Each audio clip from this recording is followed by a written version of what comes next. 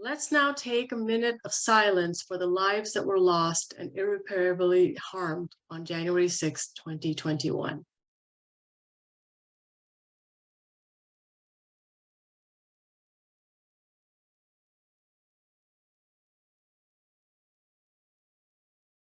Thank you. If you have questions for tonight's speakers, our question sorters will do their best to select them so they can be asked right after LWVUS CEO Virginia K. Solomon speaks, so that they can be answered by tonight's vigil for our, and also toward the end of tonight's vigil for our other speakers. I will now introduce Carolina Goodman, who is the chair of LWV Greater Los Angeles Committee on Criminal Justice Reform. Carolina will do us the courtesy of introducing our National League of Women Voters CEO, Virginia K. Solomon. Thank you. We're here tonight because what we witnessed on January 6, 2021 created a collective trauma, an assault on our democracy, arguably unlike anything seen since a civil war that brought the end of slavery. We're here to remember those who gave their lives defending our democracy on that January 6th. Recognize that the attacks on our democratic system of governance are continuing, and rededicate ourselves to mass mobilization in defense of our most basic of freedoms, our right to vote. It is a privilege to introduce to you Virginia K. Solomon, who is not only our CEO, but a tireless activist. Prior to joining the League of Women Voters, she served as the Chief Operating Officer of CASA, an organization at the forefront of immigrant rights movement, representing nearly 100,000 members. Virginia has spent the past 27 years of her career fighting for social justice and civil rights. As the CEO of the League of Women Voters, Virginia builds upon her vision of an inclusive democracy where every person in America has the ability and opportunity to participate and advocate for issues that matter to them. She has testified before Congress on election administration. Virginia was the recipient of the 2019 Hispanic Heritage Award for Leadership. And in March 2020, she was named to the People in Español's Most Powerful Women of the Year list. She serves on the boards of the Leadership Conference on Civil and Human Rights, the Democracy Initiative, the Steering Committee for Open Government, and is a member of the National Election Task Force on Election Crises. She also served on the Honorary Committee of the National Archives Foundation, Rightfully Hers initiative, commemorating the passage of the 19th Amendment. Please, everyone, welcome Virginia K. Solomon. Hi, everyone. So happy to see you. Thank you, Carolina and all of the board members for the Bay Area League, and for Candia for inviting me. Again, just really, really happy to be here with all of you, with my fellow league members. I am a member of the DC League as well. I think that's an important one to say. So I'm not just somebody who works the league, but I'm also a league member fighting for DC statehood. You know, today, when I was invited to come and speak today about January 6th, it was one of those moments, I think, where many of us who live in DC, and I live about 2 miles from the Capitol, we're still processing what happened that day, because it was very surreal, especially for people who live close by and work on the Hill. And it was a moment, I think, that will stay imprinted in our brains. There are those few moments in American history where everybody knows where they were, what they were doing when that happened. And January 6th was absolutely one of them. I will say that for myself, I live near, anybody who's been to DC knows there's a pretty efficient metro system, and I live about 5 minutes away from one of the metros in Brookland, near Catholic University. And that day I was working from home, as we all were because of the pandemic, and there was a sea of red hats walking by my house on the way to the metro station. And I had one of those signs on my I won't call it a yard. It's like the plot of grass next to my stoop, mind you, because it is DC. But it was one of those signs that says, you know, love is love, Black Lives Matter, LGBTQ rights are human rights, just one of those little yard signs. And I heard the people coming through and they were loud, and somebody took my sign and ripped it up and threw it, and they were chanting all lives matter and some really ugly things. And so I think for those of us who live in the neighborhoods surrounding the Capitol, who many of these folks went and used our metro system to get there, we knew trouble was brewing. I think so many of us saw even before the attack on the Capitol, no matter where you were in the country, we were hearing these stories on social media about people coming, people claiming to be patriots coming. And what we saw that day was anything but patriotic. We saw one of the worst attacks on our Capitol. And I think, you know, as we go back and reflect on that moment, there are a lot of things to look at. One was, what were the failures in government that happened? What failures happened that were why was there an inability to prevent this from happening? And then who were the individuals responsible? And I say where was the inability to prevent it? Because it should have never happened. It should not have been able to happen. And the 9/11 Commission report, for those of you who may have read it like me, raise your hand if you're like the nerdy person who reads the commission reports. One thing that struck me in the 9/11 Commission report that I'll never forget was they talk about it being a failure of imagination. And I think there's always a failure of imagination when it is others. And I think that's another thing that we have to examine. Many people failed to imagine it was possible because of who did it. Had this been a sea of Black and brown people going through the streets, heading to the Capitol, you would have had a different response. I think we can all agree upon that. But because we saw a sea of predominantly white men, many who were former military and law enforcement officers, who were supposed to be, quote unquote, backing the blue, many people didn't take this threat as seriously as they did, as they should have. And then last but not least is what have we done since to prevent this sort of thing from happening again? And I think these are questions that we all grapple with. We know that more than 900 people since that time have been convicted, but none of those individuals are quote unquote higher up individuals. None of those individuals are people that really have an impact on policy or legislation in this country, people who have the ability to garner the type of attention that that would have us all believe that there was some progress. Many of these were low-lying individuals, so to speak, people who were everyday Americans who basically got caught up in the conspiracy theories and the hype and this anti-government movement. But the people who should be accountable have really not been held accountable to this day. I think we all know that this is not a situation that will never happen again. It could happen again. I think we were all fearful of what could happen again. We can't relive every single moment. It's for me, I think, one of those things, and for many of us, that it feels somewhat traumatic. It's almost like watching 9/11 happen again, or watching the George Floyd video time and time again, where you relive this trauma over and over again. And it has us forced us to ask ourselves the question, what is it? What is it that we can do in order to prevent something like this from happening again?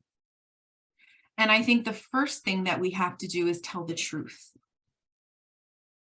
There is a battle right now that is happening on how history will be written. The history of that day is being whitewashed. It's being told differently depending on who you ask. You have legislators who were there in the chambers that day who just now say these were just, good people who got caught up in the excitement. These weren't bad people. These were just people who got caught up in the excitement. People who say that on that day it wasn't really as bad as people, like as our eyes told us that it was, right? So I think one of the things that we have to do for many of us, and especially the League, is tell the truth. And that can be really difficult for the League in particular, because we stand on our nonpartisanship values. And at times, for each of us, we wonder, how do we tiptoe that line between telling the absolute truth and not crossing a partisan line? And I think that one of the things that I am very proud of to this day is that we have not shied away from that at the League. We have told the truth. We have let the chips fall where they may, but we weren't part of the whitewashing of that history. And it's a story that we need to continue to tell. And we need to continue to commemorate that day and lift up the men and women and people who fought for democracy. Those legislators who went back into the chambers and still certified the election. Those Capitol police officers and Metropolitan Police who went in and made sure that they did their duty, regardless of the consequences. And then I would say the journalists and citizens who told the story as accurately and as difficult in a difficult time as they could. And then the January 6th committee members. The League we were fortunate to be able to participate in some of those hearings and be able to stand and watch the testimony and listen to the testimony around January 6th. And the congressional report just led us to a place where I think we all knew. We knew a lot of this. We had seen a lot of this, but now we're able to finally see that full report. I think we need to hold accountable the Justice Department to make sure that they do their job, because there are many people still who have not been held accountable. And then we need to be able to make sure that we have legislative policies in place to make sure that that can't happen again. And while we were able to fight to get the ECA passed, thankfully, and this is something that the League was very, very closely engaged with. Thank all of you, especially those of you who called and pushed and helped to lobby for that effort, having our voices heard. But the Electoral Count Act is just one very small piece. It's making sure that we find ways, whether it's, through pieces or through big omnibus packages, but any way that we can to push through the John Lewis Voting Rights Advancement Act and what was formerly known as the For the People Act. We have to be able to get as much of that legislation pushed through. But beyond that, there are also provisions that we need to put in place at the state and local level. It's making sure that we double down on our watchdog status. The League is known as a watchdog for good government. This is a time when we can really engage our League observers, making sure that we have a strong League observer corps who is looking at everything from school boards to what's happening at the local and state level to make sure that we are holding elected officials accountable. And then last but not least, I would say that we have something called the Democracy Truth Project that we've been shaping out. We've been doing a lot of testing, and this all falls under the Campaign for Making Democracy Work, but it's part of our work, but it's all part of our civic engagement efforts. And the other, and for us, telling the truth, combating mis and disinformation, malinformation, lies, that's all part of our civic education work. And so making sure that we are developing a pipeline, not only of young people, but even think about it from a certain age when civics education fell from, the curriculum in schools, how many young people from millennials down who never really had a strong civics education. So there are ways that we have to be creative. We have to be disruptors in order to be able to use technology and harness technology, as well as working with our partners in the education system to make sure that people understand how government is supposed to work, because so many people fell prey because they didn't understand how elections and government is supposed to work. And so I think the thing that I take with me from January 6th, as much as it, and as painful as it was, is what are the opportunities? And how can the League play a role? We are a relevant entity. We are a very relevant entity. I was at the White House today for the Presidential Citizens Medal ceremony for those officers and other individuals on January 6th, and people who helped to support the election. Our dear friend Jocelyn Benson, who is the Secretary of State in Michigan, and others. And everybody was the League, the League, the League. We love the League of Women Voters. We're so happy the League is here and present. You all are the one entity that everybody trusts that can play a major role in preventing this from ever happening again. These are words that I heard today. And so when I say that, it's not just, you know, us pumping ourselves up and having a pep rally for the League. It's we really do play a unique role in this country, in this moment, and can really play an important part in helping to right the wrongs, to make sure that they never happen again. And I think that's our most important and critical takeaway from January 6th, is that the League, each one of us, collectively, the power of us, the work that we do together on a day-to-day basis, it's not for nothing. And I know sometimes, especially if, as volunteers, this is not your primary thing. This is not your bread and butter that allows you to, you know, it's not what you wake up and what pays your bills. So the work that you do and the way that you show up for democracy, it matters. It matters more than ever. And we need to bring as many people as we can into that fold, into that mix, so that we can be stronger, so that we can have a bigger table. So we can have more voices reflected from a variety of different communities, because we are stronger in numbers. And so, you know, I want to make sure that there's time for some questions and answers, but I really want to thank you all again and just say how much I truly appreciate, especially California. For those of you who have met me before, you all know I love California. Carol was one of the first people I met. Adina was one of the other people I met. And I don't know if my dear friend Chris Carson, who I love, who is one of my mentors, is on here or not tonight, but she hired me. So I have to, you know, I don't have to say it anymore because she doesn't sign my paycheck any longer, but I love Chris Carson because she is one of those individuals who is just relentlessly passionate about our democracy. And she's taught me so much. But, you know, California plays an important role. You all are one of the, you know, you have your own economy, right? You could be your own country if you wanted to, and California shows up all the time. And so I just want to thank you all so very much for inviting me, and also for all of the work that you're doing, because California really does lead the country in so many ways. And so I do again want to open it up, but also to give gratitude and thanks for you all for having this event this evening, and for being able to take the time to reflect on what we can do to make sure that we never see a January 6th style attack happen again. Thank you so much, Virginia. We think we want to open it up for questions, because we've received so many till about 6:10 PST, so that folks get a chance to pose their questions. So my name is Candia Mosley Gandhi. I'm from the Berkeley, Albany, Emeryville League. And again, thank you everyone for joining us this evening. I'll start with one of the first questions we got. So some of the insurrectionists and election deniers are now in elected office. What can be done to prevent them from further destruction of our democracy? Well, I think that's the $64 million question. I don't know that I have the best answer. What I can say is that we hold them at bay. And I think, you know, this past week, I'm sure you have all seen the dysfunction that has been taking place in Congress, where we just have congressional representatives elect. We don't even have actual congressional representation right now.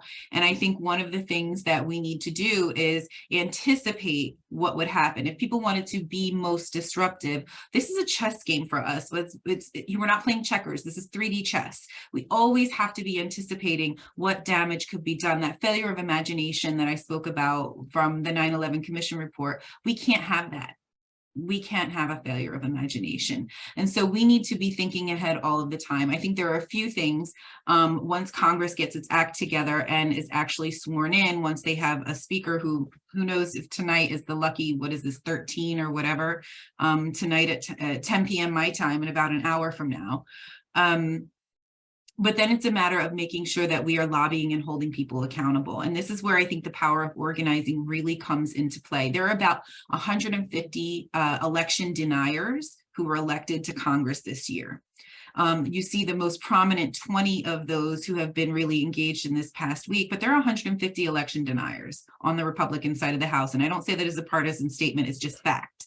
There's analysis, you can go back and look at it, happy to share articles.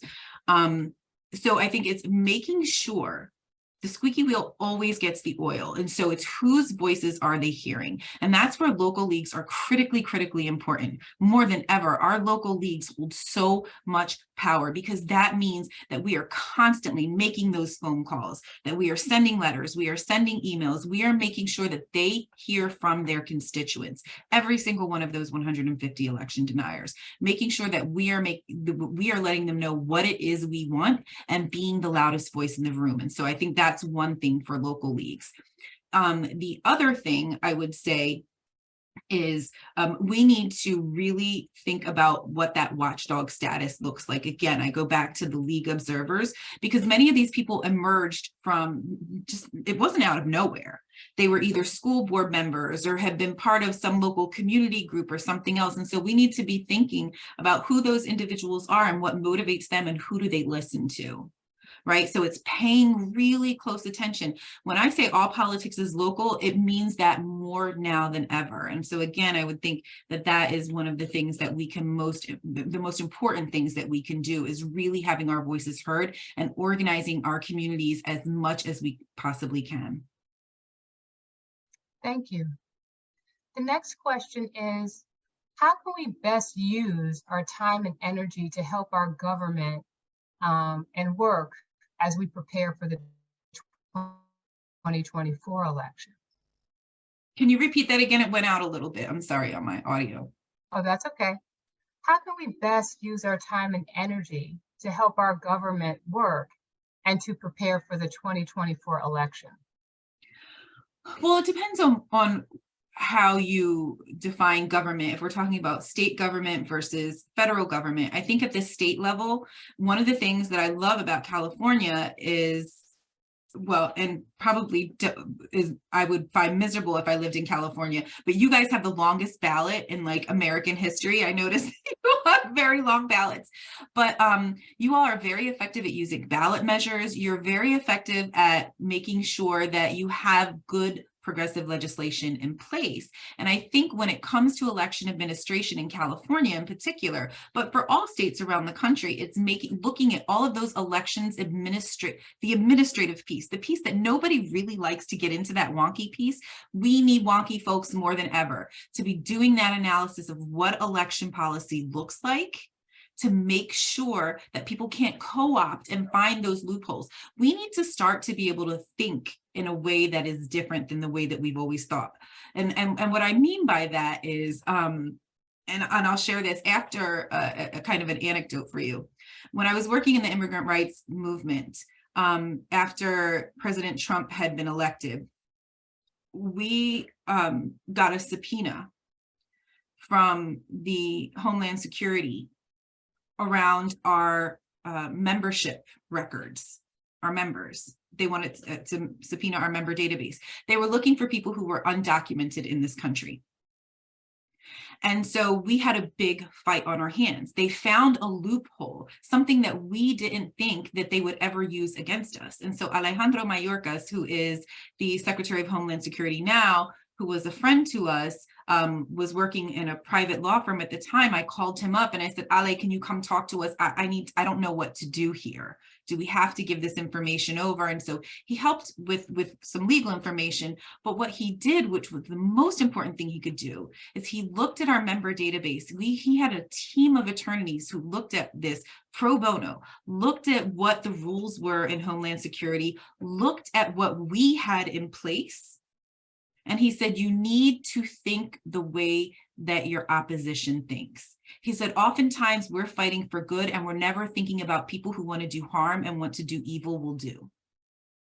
And I think that that's such an important thing. So when we look at policy, when we look at legislation, when we think of how it can be improved, we also need to be thinking through the lens of how can they do damage? If I was to try to do evil, if I was trying to do bad things, how do I think through the lens of our opposition? And I think the more that we can do that and the more creative we can be, I think that that's really important. And I guess, going to the idea of voter suppression, I think somebody just put in here, Nancy just said, it's about voter suppression. It absolutely is.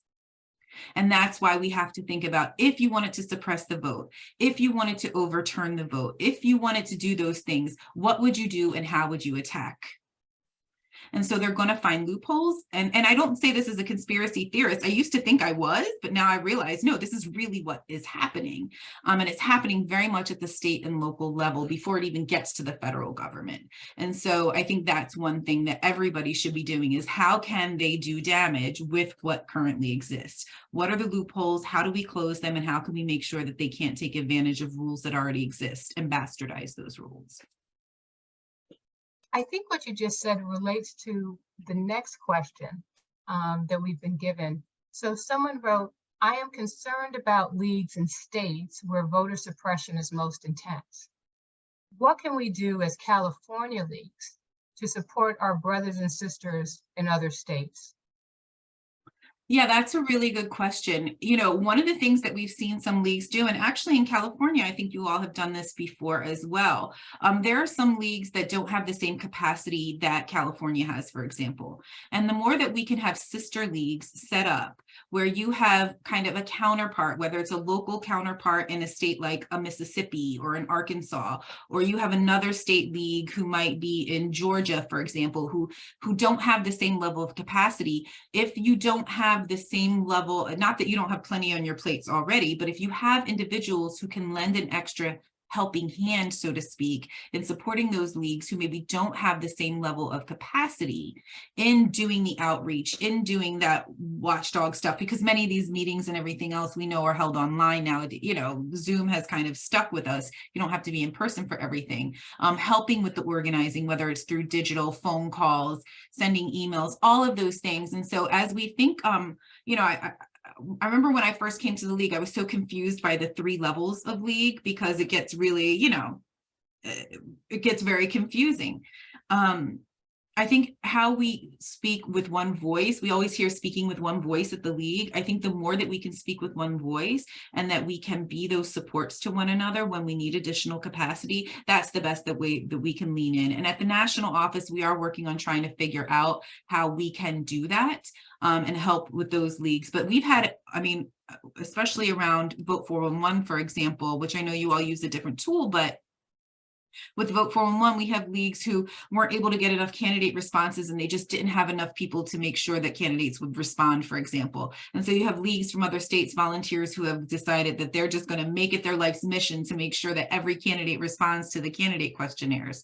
And so that kind of support for one another is actually really critical. Thank you. Another question we received. There was a widespread failure in the various national intelligence agencies, which knew this event was being planned and did not prepare to defend our capital. How do we keep that from happening again? So I don't know that I have the perfect answer for this, because I think that there are people way more well-equipped than I to answer that. I think one of the things that was problematic, I believe personally, is these indefinite appointed positions. What we saw, there were a lot of people who were not confirmed into very high level positions within the government during the previous administration. And so I think there needs to be a timeline and a requirement for when seats are filled and how long somebody can be in a temporary role. I think the balance of power, I think there were a lot of issues, DC government, for example, and Mayor Muriel Bowser, who doesn't have the ability to call the National Guard herself, for example. She can't just call the National Guard in. And so there was a lot of confusion on who had the right to call the appropriate law enforcement into place to be able to control what was happening. And so I would say this is my plug for DC statehood in one way, to make sure that DC has the autonomy to be able to have the representation they need to make their own decisions. And that's why something like DC statehood is so important for all of us, not just for the residents of the District of Columbia. So the more that you're able to support that, thank you, and talk to your elected officials in California about that.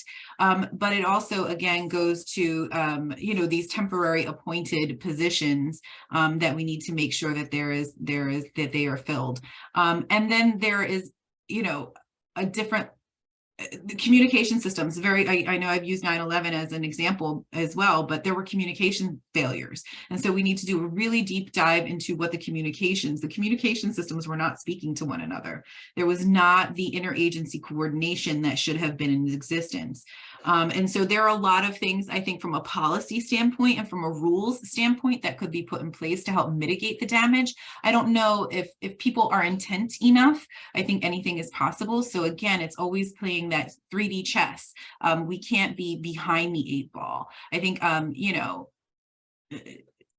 a blind person could have seen what was about to happen, and for some reason the government just was unable to be effective that day. And so it's about making sure that we're shoring up our systems. Thank you. Another challenging question. How can the League help bridge the differences between Republicans and Democrats? Is the League being seen as partisan, since we're speaking and acting out against the election deniers, who are, for the most part, Republicans? Yeah, I think, you know, one of the things about our partisanship, and it's really interesting because being neutral is not an option in this moment. I think we can all agree upon that. Neutrality doesn't mean nonpartisanship. We have to stand, our mission requires us to empower voters and defend democracy. And so part of the defense of democracy is to tell the truth. And I think one of the things that I love about the League, and one of the things that we pride ourselves on, is not only telling the truth, but making sure that people have information that is accurate. And so when we see mistruths, when we see mis and disinformation, malinformation, it's correcting that information. And I think making sure that people have accurate information that is backed and supported by truth, by facts, by data, that's where we need to lean in time and time again. If you notice, we don't ever at the national office call people names. We don't support or endorse candidates, right, across League. It's going back and saying, how are we leaning in on facts, truth, impact on issues? I mean, we can have a debate all day with any elected official, because we can go in and look at impact on issues. If that's not your, you know, your bedside reading by now, I know it's probably not like the one thing that everybody goes to bed looking at, but it is the one thing that we can stand on when it comes to issues. And so I think we're fighting for issues and for policy and positions. We're not fighting against people. It's what we're fighting for. And I think as long as we center policy and issues and truth in everything that we do, we're able to stand above the fray. There are always going to be people who are going to say we're partisan. Cleta Mitchell recently had an interview where she called us the League of Women Vipers. The League of Women Vipers. And it was hilarious because there was this Washingtonian event that I had to go to a couple months ago. And there's, you know, I was there for like voting rights and democracy, and she was as well.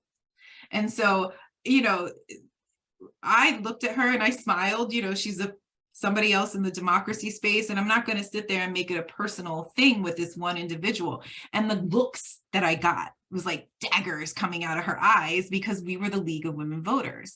And we have to be okay with that. We have to know that there are people who are going to call us things. They're going to say we're partisan hacks. They're going to say we're this and that. But I will tell you, the funniest thing is in California, some people think at times that we're too conservative in California. And then, I'm sorry, yes. And then if you go to like South Carolina, as soon as we talk about climate, we're like far left, like we're like the farthest left you can go, right? Depending on where you are. So it's also very much positioned on where you are. What does your community look like? What are the politics of those communities? And we're never going to be everything to everyone. But the one thing that we do have and that we can pride ourselves on is people respect us. The League brand is respected, probably one of the most respected in the country, because if nothing else, people know that we tell the truth. So they can accuse us, but as long as we're backing it in truth and policy and our positions, I think we're okay. And I think we have time for one final question. This is difficult because there's so many good ones. What's being done in the states that are denying a woman's right to choose? What is the league doing? So leagues are doing a lot of different things. It depends on which state, because there are so many, so many of the leagues automatically had trigger laws and everything else. And so we're working really closely in a variety of different states with organizations like Planned Parenthood and others to make sure that leagues are putting forward policy and fighting for laws that would protect a woman's bodily autonomy. That's number one. And I think the more that we can educate people and stand in partners around what abortion is and what that issue means for women from a healthcare standpoint, from a religious standpoint. I mean, there are so many different ways that we're able to, but at this point, it's very much focused on education and advocacy to try and change laws. We know that it took 50 years for them to undo Roe. We know that it's going to take a long time to win some of those protections back, especially with a Congress like the one that we have. And so what we need to do is make sure that along the way, we are continuing to chip away and support leagues in the states who are doing that hard work. You're not going to see federal legislation anytime soon. I can tell you that much. You're just not. And so what we need to do is redirect our efforts to supporting those states and working with our partners. And that's why coalition is so important. I know you all probably can tell, or those who know me know, I'm come out of an organizing space. I believe in the power of organizing. I think that it's people power that changes laws. And so, coupled with great policy and advocacy work, right? I mean, but I think that we have to be very, very intentional on making sure that we are doing all of the education, all the lobbying, effective advocacy that we can, and partnering with coalition partners to make sure that we are changing laws. And even if it's piece by piece, I mean, I know I was one of those people who was very frustrated because there were some leagues who were like, okay, but we need to get an exception for this, or we need to get an exception. I'm like, no exceptions. We want it all. Like, this is terrible, especially for those of us who don't know a life pre-Roe. I'm one of those individuals. I was born after Roe was law. So the idea that this is something that is now unattainable for so many people, and we see what's happening, the harm that is being, like, literally putting people's lives at risk.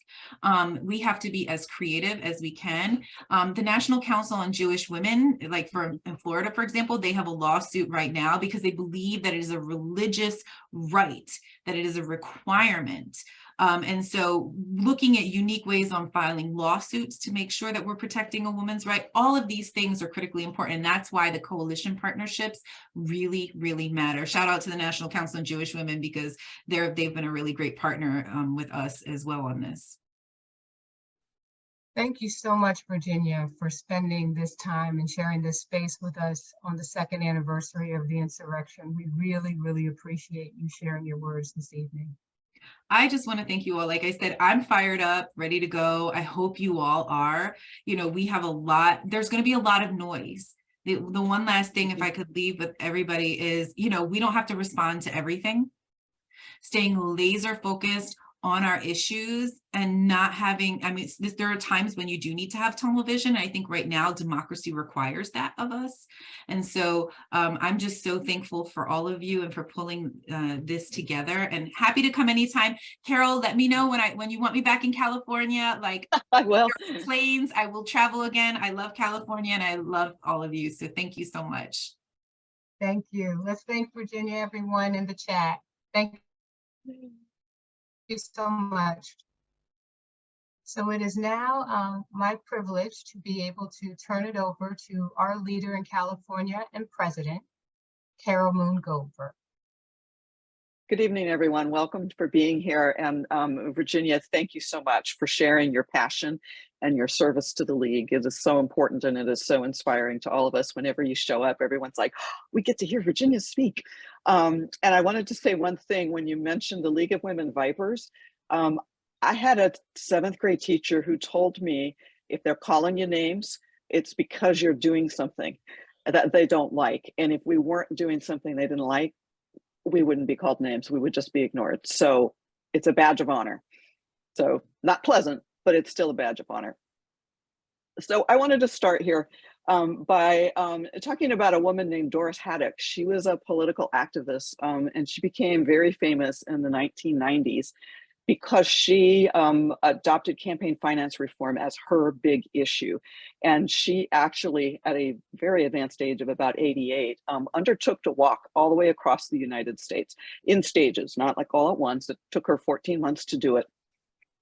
She was called Granny D. And actually there's a documentary about her called Run, Granny, Run. And she also, by the way, was arrested for, quote, demonstrating in the Capitol building in the late 1990s.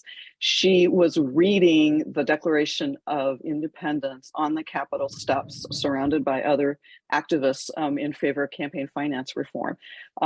She was arrested. I'm happy to say she wasn't held for anything. I think she and her fellow protesters, demonstrators, were released after they paid a $10 administrative fee. I just thought I'd bring that up. It's an interesting contrast to what happened 2 years ago. But the reason I bring her up is because she said something that just sticks with me. And that is that democracy is not something that we have. It is something that we do. And that made so much sense to me. And essentially what she's telling us is that democracy is not guaranteed.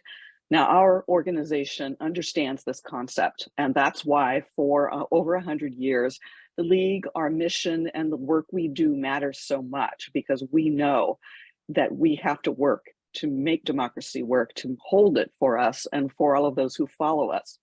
So whether you are registering voters, you're sharing information with them, you're driving equity-based policy changes within your counties, your cities, the state. You're holding state and local officials accountable for their behavior and their actions. You are making democracy work. You are doing democracy. And I thank you for that work. And I urge you, please, to continue it. Now, the League understands that voters have been bombarded by dis and misinformation. And as a state organization, we feel like the best way to respond to that is actually to get ahead of it and to offer information that is good and clear and accessible before the rumors hit, so that we're trying to inoculate people against the mis and disinformation, because they'll say, no, we know that doesn't sound right, because we know what is right. So during the 2022 elections, the Leagues created and distributed over 140,000 copies of our Easy Voter Guide that is translated into 5 languages. Your local leagues are all key to that distribution chain, and I appreciate your work very much. The League in California worked to close the voter participation gap between the affluent older voters and younger voters of color by running a Get Out the Vote campaign on TikTok and Snapchat. It was created by and for younger Black and Latino voters. Those were our targets. And what we did was ask TikTok influencers to develop and deliver a set of key messages for each week leading up to the election. We gave the influencers the messages, and we asked them to deliver it in their own styles, their own voices, in ways that would resonate with their followers and their audience. These young people bring their unique take and their trusted voice to their followers to help them remember that it's important to vote, to understand why turning out for an election is so important. Also, and this was the first time, we created and distributed a voter education and outreach toolkit that covered key election topics in plain language. We included links to hotlines and other information. We included social media graphics and messages. This was translated in 4 languages. This was done in partnership with groups like NALEO, Asian Americans Advancing Justice, Disability Rights California, and the ACLU. This was for use by you in your local leagues and for any nonprofit, nonpartisan organization in the state. So we hope to continue that in the future. The League, of course, has Voter's Edge, our online voter guide, which includes candidate information, a ballot lookup, and campaign finance data. We are the only one that does offer campaign finance data online. And we worked in conjunction with Common Cause and a variety of other groups, poll watching, handling phone calls, doing all of that work on election day to watch what happens. We were fortunate this year. I think the weather was bad and it kind of kept some scary people away from drop boxes and entrances to polling locations. And so we got a little lucky there, I think, but that was good. We were ready. We were ready for it. Also defended democracy, and by the league, I don't just mean LWVC, I mean all of our local leagues as well. During our redistricting cycle, we have our independent redistricting commission statewide. So we had Chris Carson, who Virginia mentioned, and Helen Hutchison, bird dogging that process, watching it for us, paying attention, making comments. But we also had local leagues up and down the state looking at the redistricting process as it was ongoing in your county and your cities. That is so important because that is where citizens have a voice in drawing those lines and ultimately in determining who their elected officials are. You all did that, and I thank you for that. Now, the league also works in the legislature to protect elections and voters.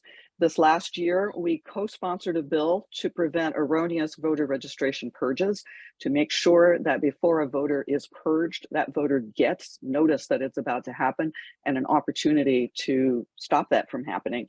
And also, this bill included protections for the voting rights of people who have disabilities and are under conservatorship, but who aren't necessarily not mentally able to participate and just merely physically able to participate. We wanted to make sure that those people could also vote. The league supported legislation that allows public entity employees and contractors, like elections officials and people who work for elections, to use the Safe at Home address confidentiality program so that their home addresses, their personal phone numbers were not available for potential harassment purposes. We want to protect them. We were very happy that the governor signed that bill. The league also supported a bill to clarify the right of military and overseas voters and voters with disabilities to complete a same-day registration form and to cast a ballot. And also this year, the league was chosen to sit on the Secretary of State's Motor Voter Task Force.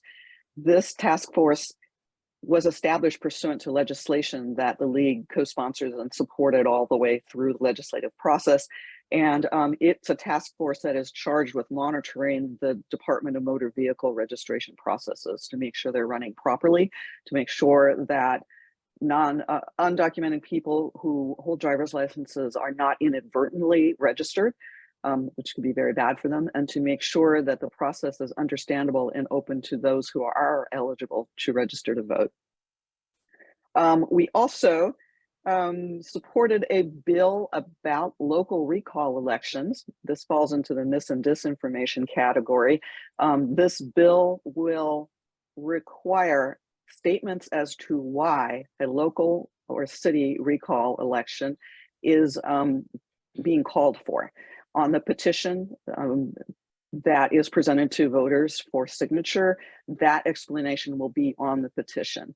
And that statement will also be subjected to the same standards that we already use for candidate statements that appear in voter information guides, whether it's the county one or the statewide one. It also offers an opportunity for voters and other candidates to challenge the accuracy of those statements. So we're hoping that that will prove to be effective for us and prevent recall elections being called for on inaccurate, misleading information. So coming up, because the legislative session just started this week, we have some things in the works, redistricting again. Several years ago, you might remember the league co-sponsored the Fair Maps Act that actually laid out criteria for drawing city and county districts, similar to what we have at the state level. As I mentioned before, your leagues monitored that drawing process, and we are in the process of doing a study and working on a paper to see how that worked, to find out what the weak points are, and hopefully to suggest some legislation to shore up those weak points and improve the process overall. So we expect to see legislation coming out of that, which we are definitely going to be co-sponsoring and being a part of. And so keep your eyes open for that. It'll be very interesting. Also, in the last year, we, the League, led a coalition for the first time voter education and outreach legislative budget request. Rather than sponsoring a bill to go through the legislature, we wanted to go directly to the budgetary process to ask for a voter education budget line item, basically, and to use voter education and outreach to shrink the participation gap between the older, whiter voters that vote in large numbers and everyone else, which will ultimately help us create a more representative democracy. We attracted a great bunch of legislators to support it. We had, I want to say, 12 other organizations working with us through this process. Unfortunately, it didn't work this time, but it's a new year, it's a new legislative year, and we would like to see if we can get that incorporated into this budget. And the ask would be for not just a single year of voter education money, but multiple years of money, and a commitment to continue that for the future. So that's just a small taste of what is to come. So in closing, I would like to remind you all that election season is not the only time to work for the League. We have so many things that can be done, not just in terms of supporting legislation, but also doing, as Virginia mentioned, observing your local boards, your local city councils, your local boards of supervisors and school districts, keeping an eye on that and sharing the information that you have when you see something that isn't going right. Many of you in the course of working on voter education stuff also worked with a variety of community partners in your neighborhoods, in your counties, in your cities.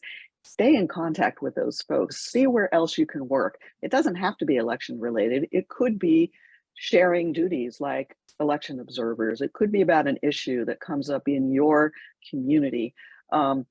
Keep an eye on those, work with those groups, and that way you develop information that is useful to you, and you remind everyone that the League is there to help, and that we understand even simple things like, yes, you can take advantage of the public comment period in your city and counties, and and show people how to do it and demystify the process and help do that. But seek out people, find out where we can help. And not necessarily we tell them what they need, but have them tell us what they need, and maybe we can help them. It'd be a great building process, a great relationship building process that will benefit everyone up and down the state as time goes on. So finally, I just thank you again for your work during the last 2 years.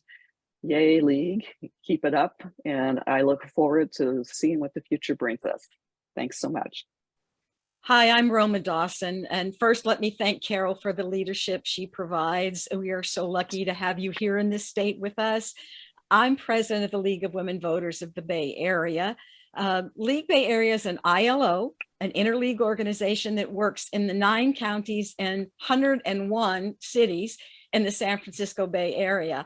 We monitor regional agencies and we work on issues involving more than one county so that the League always speaks with one voice in our region. We all know how important that is.